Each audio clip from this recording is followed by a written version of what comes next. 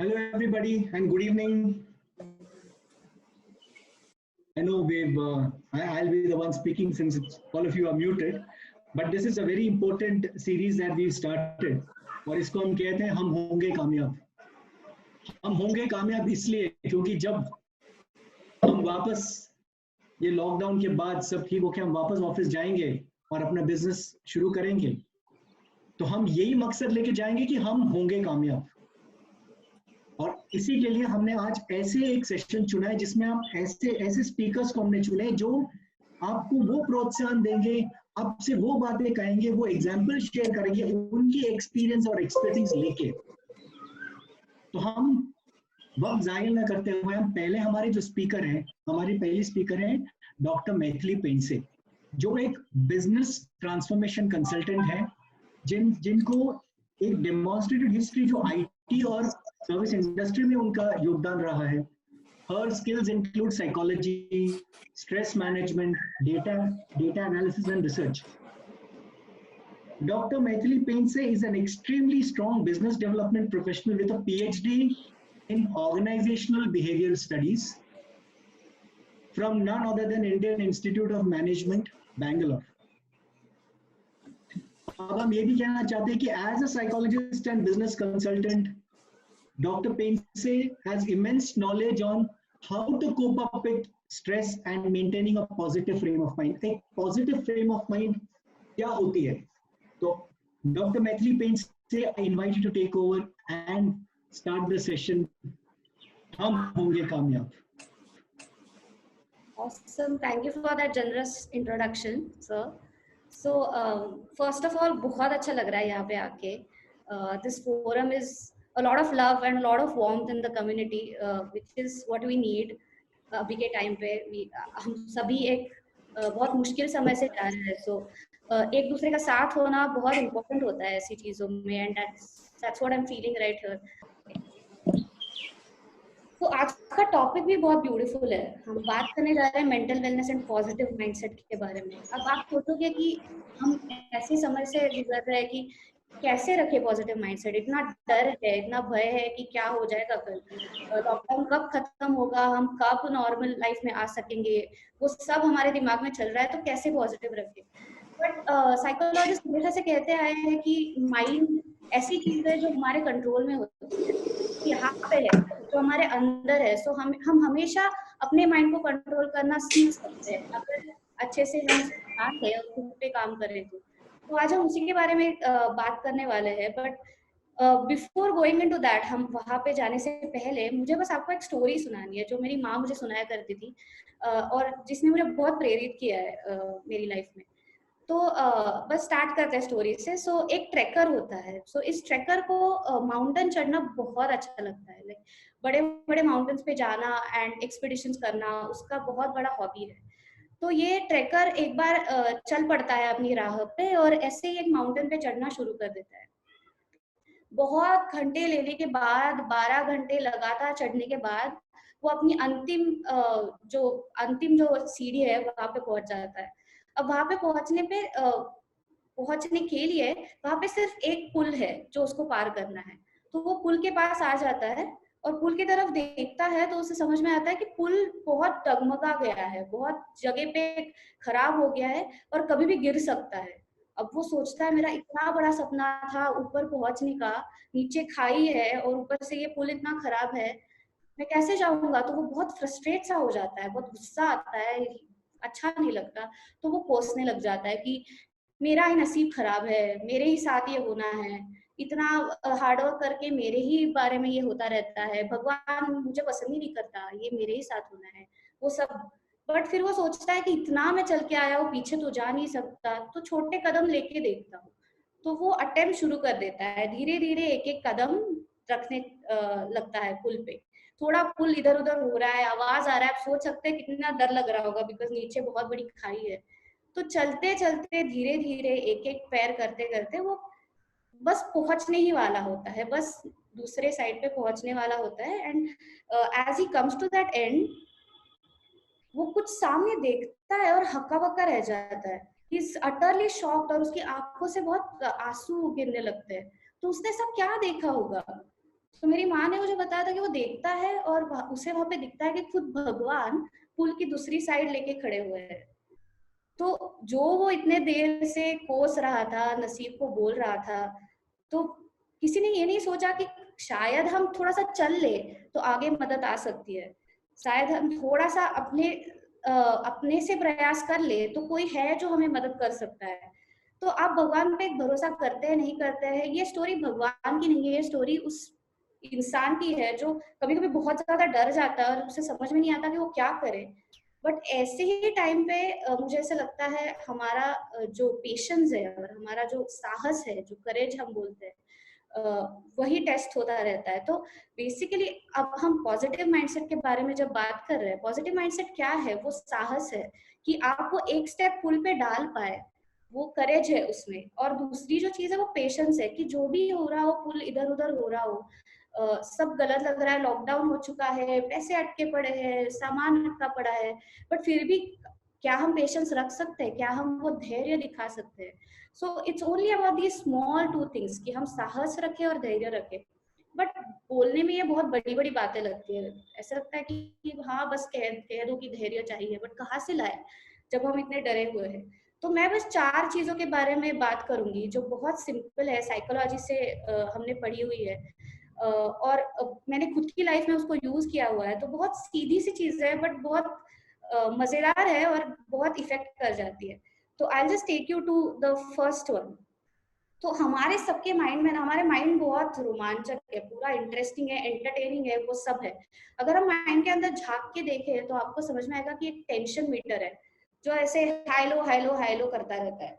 अब वो tension metre जैसे हाई होने लगता है, जैसे कि अब लॉकडाउन की सिचुएशन में एग्जांपल ले लेती हूँ, तो हम कुछ सेल्फ टॉक करने लगते हैं जैसे कि सब बर्बाद हो रहा है, कुछ काम नहीं कर रहा है, सब लॉकडाउन है, मैं कैसे करूंगा, ईएमआई कैसे भरूंगा, मेरा स्टोर का रेंट भी है, मेरे बच्चे हैं, मेरी फैमिली है, मेरा सामान अटका पड़ा है, शायद ऑर्डर्स कैंसिल हो जाएंगे और फिर लॉकडाउन खत्म ही नहीं हुआ तो मैं क्या करूंगा। अरे बाप रे, ये तो भयानक है, मैं तो खत्म हो गया। मराठी में कैसे कहते हैं कि मी मेलो झालं संपलं सगळं। सो ते जे फीलिंग है ना, that takes you to like that tension of 100%, like your heart is beating, you are not able to sleep, आप सो नहीं पा रहे हो, खा नहीं पा रहे हो, हमेशा वो आपको कुछ अजीब लग रहा है अंदर। तो वो सब इसकी वजह से होता है बिकॉज टेंशन मीटर आपका बहुत हाई स्पीड पे चल रहा है। तो अब ऐसे मौके पे पहले तो हमें सोचना चाहिए कि हाँ चलो मैं 80 तक आ गया हूँ, 90 तक आ गया हूँ, 100 तक आ गया हूँ, मतलब बहुत बुरा हाल चल रहा है मेरे दिमाग में। तो इस टाइम पे हमें क्या करना है, धीरे धीरे खुद को 50 तक लाना है। अब कैसे लाओगे? ऐसे लग तो रहा है कि 50 तक ला सकेंगे, बट कैसे? तो जो एक्सट्रीम इमोशन जो होता है, जो 100 के आसपास होता है, वो होता है भय। जब बहुत डर लगता है, ऐसे लगता है कुछ हो नहीं सकता हमसे, और हाथ पैर ऐसे फूलने लगते हैं और लगता है कि अब क्या करें, कुछ दिखाई नहीं दे रहा है, अंधेरा दिखाई दे रहा है, जैसे कि वो आदमी को लग रहा था जब वो खाई की तरफ देख रहा था। तो हम इसको, जो भय है, जो भयंकर इमोशन है, जो भयंकर भावना है, उसको हम चिंता की तरफ लाना चाहते हैं। अब चिंता में क्या होता है, चिंता इज ऑल्सो निगेटिव, ऐसे हम कहते हैं कि एंग्जाइटी हो रही है, चिंता हो रही है। बट चिंता में आदमी क्या करता है कि बहुत डिफिकल्ट सिचुएशन है, हम सब इससे जा रहे हैं, बट क्या मैं मेरी दोस्त से बात कर लूँ तो अच्छा लगे, क्या मैं अपनी कम्युनिटी से किसी से बात कर लूँ तो अच्छा लगे, क्या मैं श्री सर से बात कर लूँ थोड़ा बेटर लग जाए, या मैं कुछ नई चीज सीख लूं इस लॉकडाउन में जिससे मुझे थोड़ा लगे कि मैंने कुछ किया बिजनेस के लिए, या मेरी एम्प्लॉयज से बात कर लूं जो और भी डरे हुए हैं। सो व्हेन वी कम, सो हम जब भय से चिंता की तरफ आने लगते हैं तब हमारा टेंशन मीटर भी थोड़ा 50 तक आ जाता है, और उसके साथ हम सोचने लगते हैं कि और क्या हो सकता है, और क्या कर सकते हैं। तो ये माइंडसेट ऐसा है कि हम थोड़ा अपॉर्चुनिटीज के बारे में सोचने लगते हैं। तो द फर्स्ट थिंग, पहली जो चीज आप यूज कर सकते हो, ये टेंशन मीटर दिमाग में बिठा लो कि जब ये जाने लगे 90-100 पे तो समझ लो इधर झगड़ा होगा, या बहुत अच्छा नहीं लगेगा, या नींद चली जाएगी। तो कैसे इसको नीचे लाया जाए और चिंता की तरफ लाया जाए और भय को छोड़ा जाए। तो ये पहली बहुत सिंपल चीज। इसके बाद मैं बताना चाहूंगी समथिंग, जो एक गेम है, ये गेम हम दोस्त जो साइकोलॉजिस्ट सारे मेरे फ्रेंड्स हैं वो एक दूसरे के साथ खेलते रहते थे। तो हम बहुत दिमाग में निगेटिविटी सोचने लगते रहे कि सब कुछ बंद है, व्यापार नहीं है, तो क्या करते, राइट। तो वो निगेटिव टॉक चलता रहता है। तो उसको रोकने के लिए गेम है, तो वो आप बच्चों के साथ खेल सकते हो, अपनी वाइफ या हस्बैंड के साथ खेल सकते हो, इसमें बहुत मजा भी आता है। तो फॉर एग्जाम्पल ये सेंटेंस दिमाग में आया कि सब कुछ बंद है, कोई व्यापार नहीं है, मैं कैसे करूँ? तो उसके आगे बस शुक्र है लगा दो, ठीक है, शुक्र है मेरा परिवार मेरे साथ है। सब कुछ गलत हो रहा है बट शुक्र है मेरी वाइफ खाना अच्छा बनाती है। सब कुछ सही नहीं जा रहा है, मुझे डर लग रहा है, बट शुक्र है मेरे बच्चे बहुत अच्छे हैं और अच्छे से खेल रहे हैं मेरे साथ। तो इससे क्या होता है कि आपको वो पॉजिटिव भी दिख जाता है कि लॉकडाउन की वजह से आपको शायद समय मिल गया है, लॉकडाउन की वजह से शायद आपको कुछ नया सीखने का टाइम मिल गया है। तो इस गेम से क्या होता है कि इवन बच्चे कहते रहते हैं ना कि मुझे बोर हो रहा है डैडी, मुझे कुछ समझ में नहीं आ रहा है, मैं घर पे क्या करूँ। तो उनके साथ ये गेम खेल लो कि मुझे वो बोर हो रहा है बट माँ क्या अच्छा खाना बना रही है लॉकडाउन में। तो ये जो शुक्र है जो गेम है, इट ऑलवेज वर्क्स। एंड मैंने भी जब मुझे कब लो लगा है ऑल ऑफ दैट, मैं हमेशा ये देखने की कोशिश करती हूँ कि बट अच्छी क्या चीज हो रही है, तो वही सेंटेंस में वो डाल देती हूँ कि थोड़ा सा उसको पॉजिटिव स्पिन मिल जाता है। तो ये दो चीजें तो हुई अपनी भावनाओं के बारे में कि आपकी भावना आप कंट्रोल में कैसे रखोगे, इमोशंस को पॉजिटिव एक स्पिन कैसे दोगे, इसके बारे में ये दो चीजें हुई। बट अपार्ट फ्रॉम दिस बहुत एक इम्पॉर्टेंट चीज है, वो बहुत ज्यादा साइकोलॉजिस्ट कहते हैं कि आप जैसे आपकी ज्वेलरी डिजाइन करते हैं, अब ज्वेलरी डिजाइन हम क्यों करते हैं, because it looks beautiful to the eye, customer को बहुत अच्छा लगता है उसके तरफ देख के। तो वैसे ही सारे साइकोलॉजिस्ट कहते हैं कि आपके दिन को डिजाइन करो, दिन ज्वेलरी जितना ब्यूटीफुल दिखना चाहिए। तो कैसे करोगे, बिकॉज होता क्या है, अगर ऑफिस होता है तो दिन अपने आप अपना स्केड्यूल होता है, 9 बजे ऑफिस चले जाते हो, 12 बजे खाना खा लेते हो, वापस आके नहा धो के खा के सो जाते हो। बट अभी ऐसा नहीं है, अभी हम सब घर पे बैठे हैं, तो वो निगेटिविटी दिमाग में चलती रहती है और कुछ करने को भी नहीं है। तो बहुत सारा टाइम है हमारे पास, तो डिजाइन योर डे। तो डिजाइन कैसे करोगे, चिंता लग रही है बिजनेस के बारे में, चलो ठीक है चिंता कर लेते हैं, बट चिंता करें 3 घंटा। आपने आप सोच लो कि 3 घंटा मैं बिजनेस की चिंता करूंगा, तो सुबह से 9 to 12 मैं बैठ के चिंता करूंगा और सोचूंगा कि मैं क्या करूं और क्या कर सकता हूँ, कुछ नया सोच सकता हूँ क्या बिजनेस के बारे में, ऑल ऑफ दैट। फिर सोचते हैं 12 बजे चिंता खत्म, फिर अब हम एंजॉय करेंगे बच्चों के साथ या बर्तन में झाड़ू पोछा लगाने में मदद कर देंगे। Another important thing is exercise, जो हम बहुत सारे लोग नहीं कर रहे हैं। होता क्या है, साइकोलॉजी सेज दैट आप अगर लेजी हो, आप अगर काउच पे बैठे हो, तो your brain also stop secreting some of the really good hormones. So होता है उससे कि आप निगेटिविटी के पास और चले जाते हो। तो exercise is even more important. तो बस मतलब ये मेरा मैं आपको बता रही हूँ कि मैं कैसे करती हूँ, बट आपकी जो भी चीजें हो, कुछ नया सीख रहे हो, परिवार के साथ कुछ टाइम हो, बस सोच लो कि दिन का कितना घंटा मैं किस में डालूंगा और एक ब्यूटीफुल सा डिजाइन बना दो दिन का। तो ऐसा होता है कि निगेटिविटी छूटी नहीं है, 3 घंटा चिंता कर लो जो करनी है, बट बाद में एक रिफ्रेशिंग सा लगता है बिकॉज आप कुछ और कर रहे हो। अब इसमें लोग मुझे पूछेंगे कि कहना आसान है बट वो चिंता दिमाग से जाती नहीं है, ऑल ऑफ दैट। बट अगर आप बच्चे के साथ खेल रहे हो फॉर एग्जाम्पल, या बर्तन धो रहे हो, तो मैं कुछ लास्ट वीक ही आनंद नाडकर्णी जो बहुत बड़े साइकोलॉजिस्ट है, उनका एक वीडियो देख रही थी और वो कह रहे थे मैं बर्तन भी धो रहा हूँ ना, तो मैं देखता हूँ कितना अच्छा छाप बन रहा है, या वाइफ के साथ कितनी अच्छी बातें हो रही है जो हमेशा नहीं होती। तो वो एंजॉयमेंट जो है हर एक छोटी सी एक्टिविटी में, जो हम अभी कर सकते हैं, बाकी नहीं कर सकते बिकॉज बहुत बिजी रहते हैं, तो वो उससे वो निगेटिव थॉट्स जनरली चले जाते हैं। ये तीसरी चीज जो साइकोलॉजिस्ट बोलते हैं जो आप कर सकते हैं to have that positive mindset and feel refreshed in your mind. और चौथी जो चीज है विच इज स्पेसिफिकली जो हम ये लॉकडाउन सिचुएशन में, कोविड-19 की सिचुएशन में है, जहाँ पे हेल्थ का डर लग रहा है, जहाँ पे बहुत एंजाइटी आ रही है, तो वहां पे सबसे बड़ी चीज जो इम्पोर्टेंट है वो है सद्भावना। अब आप सोचो कि अगर मैं खुद का एग्जाम्पल लेती हूँ, अगर मैं घर पे बैठ के बस सोच रही हूँ कि मेरे साथ कैसे सब बुरा हो रहा है, या मैं कैसे बहुत बड़ी ट्रबल में आ गई हूँ, तो मैं खुद के ही दुख में या खुद के ही चिंता में डूबने लगती हूँ। But the moment I think कि मेरे एम्प्लॉयज भी है, मेरे आसपास के लोग भी बहुत टेंशन में हैं, तो मैं उनके लिए क्या करूँ, वो जो सद्भावना मतलब गुडविल, जो दूसरे का अच्छे होने की जो भावना है अंदर, वो कहते हैं दूसरों से ज्यादा, मतलब आप दूसरों की सोचोगे बट वो खुद को आपको बहुत ज्यादा बेनिफिशियल है, क्योंकि जब आप दूसरों के बारे में सोचते हो ऑटोमेटिकली आपके नेगेटिव थॉट्स पॉजिटिव में बदल जाते हैं because you are thinking good about somebody else. तो इसमें बहुत ज्यादा करने की जरूरत नहीं है। हाँ, हम घर से बाहर नहीं निकल सकते, बट क्या आप बस दोस्त को एक कॉल कर सकते हो कि भाई तू ठीक है ना, तुझे कुछ चाहिए क्या, या तुझे सिर्फ बात करनी है तो मैं हूँ। या एम्प्लॉयज जो आपके बहुत डरे हुए हैं कि क्या होगा उनकी सैलरी का, तो उनको बस एक कॉल करके कि आप ठीक तो हो, मैं हूँ आपके साथ। ये जो कहते हैं ना कि human, any person is a social being, human is a social being, तो वो जो सोशल कनेक्ट है हम सबके बीच का, वो एक बहुत पॉजिटिविटी दे जाता है। तो सद्भावना से जो आया हुआ नेतृत्व है, अपने मोदी जी का भाषण भी सुने होंगे इतने सारे, he was also talking about the same thing कि ये सद्भावना का जो हमारा संस्कृति है भारत का, और जो सद्भावना से हम एक दूसरे से बात कर सकते हैं, उससे ये बहुत सारी चीजें सॉल्व हो सकती है। तो इसका जो नेतृत्व है उसके लिए मैं आपको एक बहुत अच्छी स्टोरी सुनाऊंगी, बिकॉज मैं जब पीएचडी कर रही थी तब इस ऑर्गेनाइजेशन के बारे में हमने बहुत पढ़ा था। तो it is called as Jaipur rugs, आप गूगल पे जाके उनको सर्च भी कर सकते हैं। देयर स्टोरी, उनकी कहानी हमें बता देगी कि हाउ दे उन्होंने कैसे पेशेंस को यूज किया डिफिकल्ट टाइम में। तो 2008 का रिसेशन आपको तो सबको पता ही होगा, हमने सबने झेला है, हमने सबने उस समय से जा चुके हैं हम। तो वैसी बात हो गई थी कि जयपुर रग्स कारपेट इंडस्ट्री में है, तो वो कारपेट प्रोड्यूस करते हैं। अब सोचिए कि 2008 के रिसेशन में किसी के पास इतने पैसे नहीं थे कि वो कारपेट खरीदे, तो बिल्कुल डिमांड नहीं थी, मतलब पूरा बिजनेस घाटे में था, बहुत सारे लॉसेस हो रहे थे। तो धीरे धीरे क्या होना शुरू हो गया, कारपेट इंडस्ट्री में जो सारी मिल थी वो सारी बंद होने लगी धीरे धीरे।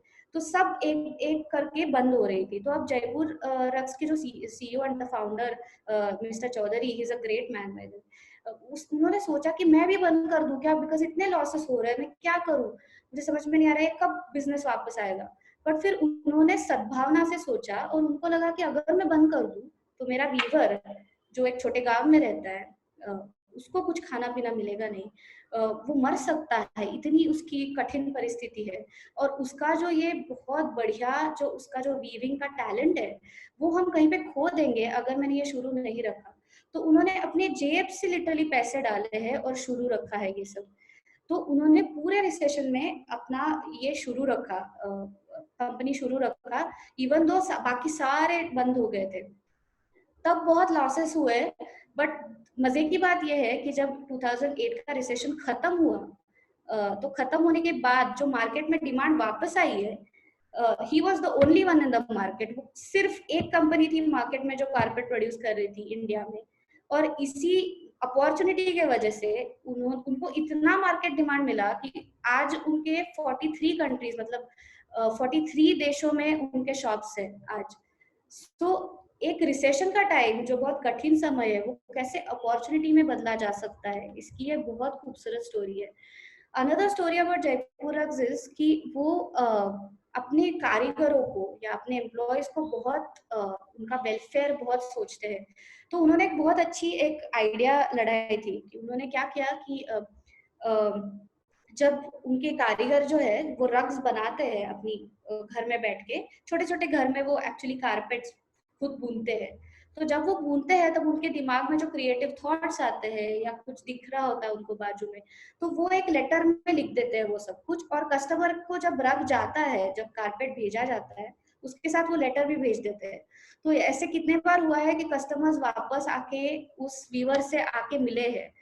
और इसके लिए उनके रग्स फेमस है कि कस्टमर जान सकता है कि ये रग कहाँ से आया है, ये कारपेट किसने बनाया है, वो औरत है या आदमी है, और वो किस स्टोरी से इस रग के बारे में सोच रहे थे।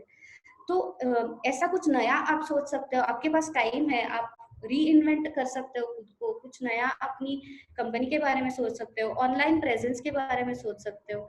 अब किसी ने मुझे बहुत अच्छा एक क्वेश्चन जब मुझे भेजे थे श्री सर ने, एक बहुत अच्छा क्वेश्चन था कि कुछ नया सोचना या नया सीखना कभी कभी डरावना हो सकता है, कि डर लगता है, कॉन्फिडेंस नहीं लगता। तो आपने अगर एकदम छोटे बच्चे को देखा होगा ना, तो उसको भी कॉन्फिडेंस नहीं होता, वो ऐसे शिवर करके खड़ा हो जाता है, वो चल नहीं पाता पहले पहले दिन, पहले वीक। धीरे धीरे धीरे करके उसमें वो स्ट्रेंथ आ जाती है। तो कॉन्फिडेंस एक दिन में बिल्ड नहीं होता। आप बेबी स्टेप्स ले लो, रोज आधा घंटा इस पे सोच लो, रोज आधा घंटा कुछ नया सीख लो। इतने सारे वेबिनार्स, आप तो जानते ही है, इतने सारे वेबिनार्स कॉन्फ्रेंसेस हो रहे हैं, तो वो आधा घंटा बस दे दो, एक छोटी सी स्टेप कुछ बहुत नया और इनोवेटिव बना सकती है मार्केट में। ये जयपुर रक्स की स्टोरी थी। और अभी मैंने कल पेपर में पढ़ा कि एक मैंगो सेलर लॉकडाउन में उसके पास बहुत, मतलब उसने मैंगोज का बहुत ज्यादा उसके पास material, like everything was there, mangoes harvest हो चुके थे, बट उसका करे क्या, क्योंकि ट्रांसपोर्ट बंद था, सब बंद था। तो उसने परमिशन लिया और because it was daily essential fruits था, तो उसको परमिशन मिला। तो वो अपार्टमेंट में जा के फिर उसने ऐसा नहीं समझा कि मैं छोटा हूँ, मैं बहुत बड़ा व्यापारी हूँ, तो मैं ये कैसे करूँ। बट वो एक एक अपार्टमेंट में जाके लोगों को बुलाने लगा कि मेरे पास इतने अच्छे आम है, आप आके खरीदो। ये मैंने अभी स्टोरी पढ़ी। सो कैसे लोग ऑब्स्टेकल्स या डिफिकल्ट या बुरे टाइम को अपॉर्चुनिटीज के साथ देख सकते हैं, बट वो करने के लिए वो पॉजिटिव माइंडसेट की जरूरत है। जो करने के लिए, जो जैसे मैंने बताया, अपने भावनाओं पर नियंत्रण, जो वो टेंसोमीटर है उस पर ध्यान, और वो शुक्र है थोड़ा गेमिफाई करना, या छोटी छोटी चीजों में वो खुशी ढूंढना और कुछ नया सीखना, इस सब से बहुत ज्यादा उम्मीद मिलती है, मुझे ऐसे लगता है। और ये सब अगर है तो आई कैन डेफिनेटली से हम होंगे कामयाब, एंड नॉट एक दिन but so very soon, and we will definitely be there. यहाँ पे मेरा टॉक खत्म है, बट मुझे बहुत कुछ इंटरेस्टिंग क्वेश्चंस लगे थे, तो अगर टाइम है sir, should I take some questions? Yeah, surely you can.